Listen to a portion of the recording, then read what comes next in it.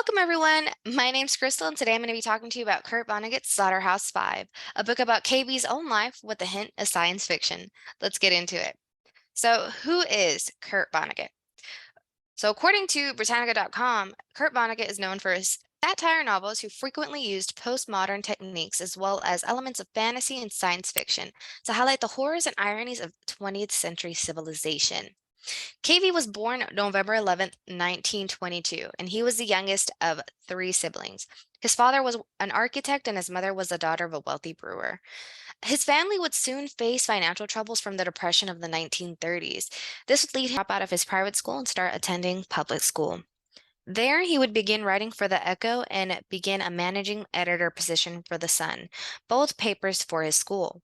Later, he would attend Cornell University in 1940 and start writing for the Cornell Daily Sun. Unfortunately, he would be deployed and sent to Europe in the year of 1943. So he was captured during the Battle of the Bulge in Germany, and with about 50 other soldiers, they were shipped to Dresden in boxcars in December of 1944.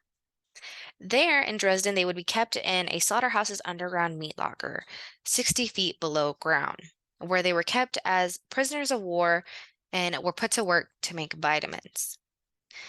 Then, in February of 1945, the Allied bombers would drop nearly 4,000 tons of high explosives. Once finally exiting the meat locker, Vonnegut would bear witness to the devastation of Dresden, the city once known as the Paris of Germany. And it is said that roughly 25,000 people died that day. And that is a rough estimate. They were never able to get an accurate answer for how many people truly died that day. Vonnegut was only 22 years old at the time that this happened. And not only would he bear witness to this heinous day, but he would also be put to work with other prisoners of war to pick up the dead, charred bodies in Dresden, and they would be in charge of discarding of those bodies. And not only was he mentally abused from the scenes of Dresden, he was also still grieving the suicidal loss of his mother from the year prior. Disturbing content ahead. So these pictures right here are exactly what Dresden looked like after that bombing. Not only were buildings left of just nothing but shells, bodies everywhere littered the ground. And the only reason that KV and the other prisoners of war were able to survive was because of the meat locker they were in, which was 60 feet below ground.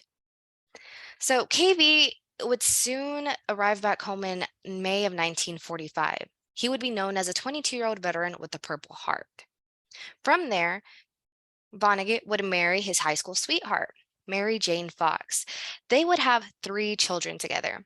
Kurt Vonnegut would soon enroll to the University of Chicago.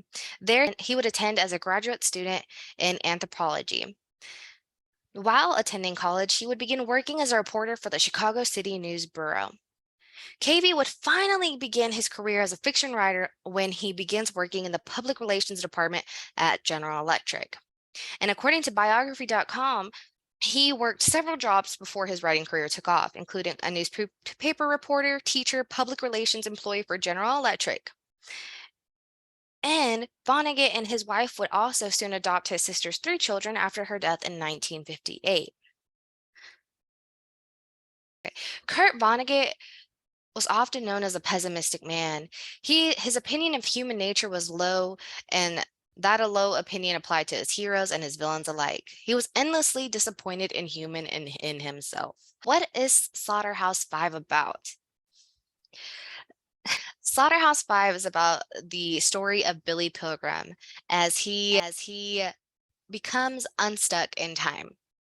So the novel follows his life before the war, after the war, and of his time on planet Tremalfador, an alien planet. So during his time on planet Tremalfador, the Tremalfadorians teach him of the fourth dimension, which entails that they see the past, the future, and the present all at once. Everything is happening at the same time. This is almost as if to deny the possibility of free will. So Billy, who is going to become our time traveler, he We follow his story in a nonlinear approach. We see as he jumps from different events in his life. At one moment, we see him as a 1950s optometrist in Ilium, New York. We see him as a movie star's lover on an alien planet. We see him as a plane crash survivor and a prisoner of war in Dresden, Germany. We see him in all these different times, and instead of a chronological order in the novel, we see as he jumps from how one event triggers another event, and this triggers to another event, which is just this back and forth throughout the whole novel. Ultimately, Slaughterhouse-Five is about a man's journey towards acceptance after witnessing the horrors of war. Acceptance that all moments, past, present, and future, always have existed and always will exist. KV and Billy both experience life-threatening events in their life and die ironic deaths. For example, KV survives Dresden and successfully tries to commit suicide and almost dies in a house fire, but ultimately dies on April 11th, 2007 from a head injury during a fall that occurred at home. And Billy survives Dresden, which was an unlikely chance already, survives a plane crash, an abduction, but then he dies by prediction, which was that he was going to be assassinated after a 30-year-old threat that he received from an Englishman named by the name of Lazaro. Coincidence? I think not. How is Slaughterhouse-Five important to American literature? Okay, so Slaughterhouse-Five is known as one of America's greatest anti-war novels. Not only do we see the physical effects, but also the mental effects of war that plague Billy, our main character. The war is not glorified in Slaughterhouse-Five, but it is written with dark humor to help capture the attention of readers and bring awareness, and not only social awareness, but also to encourage um, action, especially during the Vietnam War and what was happening during its release. But it also represents American literature's postmodernism at its best. Slaughterhouse-Five continues to be read even 53 years since its publishing in 1969, and the message that it gives relates to events even in 2022. What qualities of postmodernism are represented in Slaughterhouse-Five?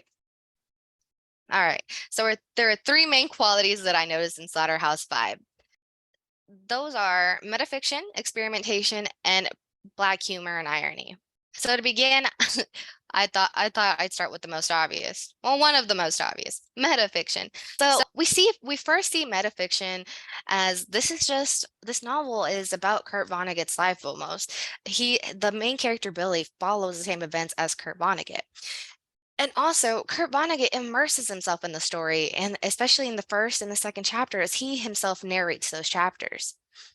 And this next is experimentation. The book speaks for itself in this case. So we are used to a chronological order of events in most books. However, in Slaughterhouse-Five, the book follows a nonlinear approach. So our main character, we see his life events jump back and forth from when he was a child into his eventual death. And it continues to do that throughout the entirety of the book.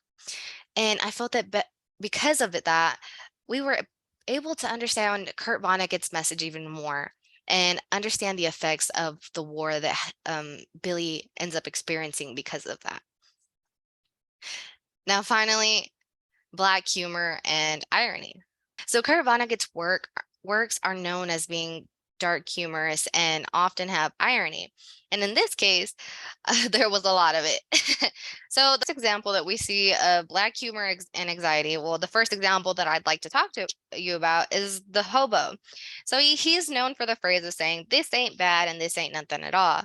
But then he also goes on to die when they're in the boxcars on their way to Dresden. And then there's also Edgar Derby, the prisoner of war that survived the bombings of Dresden, only to die by a firing squad after getting caught for stealing a teapot. There is irony in that. And then finally, there's a saying that Vonnegut says 106 times. So it goes. So here's the paragraph where our main character, Billy, talks about why he says, "So it goes." When a Traumaphedorian sees a corpse, all he thinks is that the dead person is in bad condition in that particular moment, but that the same person is just fine in plenty of other moments. Now, when I myself hear that somebody is dead, I simply shrug and say what the Traumaphedorians say about dead people, which is, so it goes. Almost as if to wait to kind of say, okay, whatever, another dead person. Like it desensitizes death, and it like and the subject of it, especially because that was what the Traumaphedorians would say.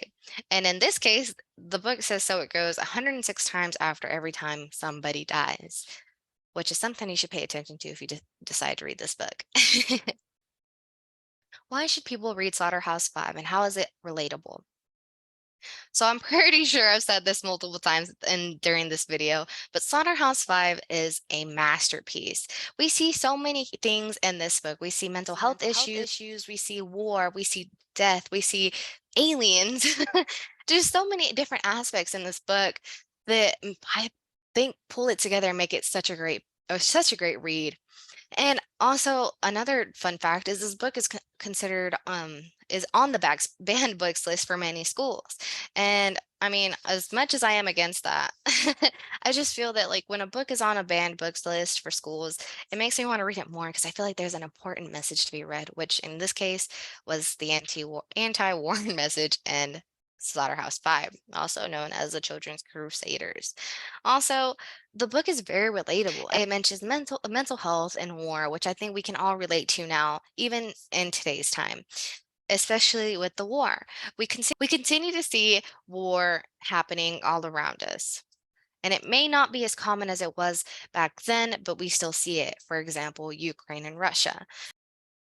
And I don't say that to make light of the situation, but to say that but to bring awareness that these things continue to happen.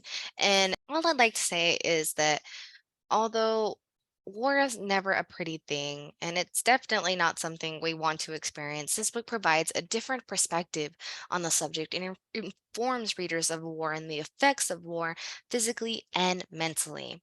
And although it may not be a comfortable read for some, to me, it's important to be read as to avoid repetition of history and to avoid the senseless acts of war.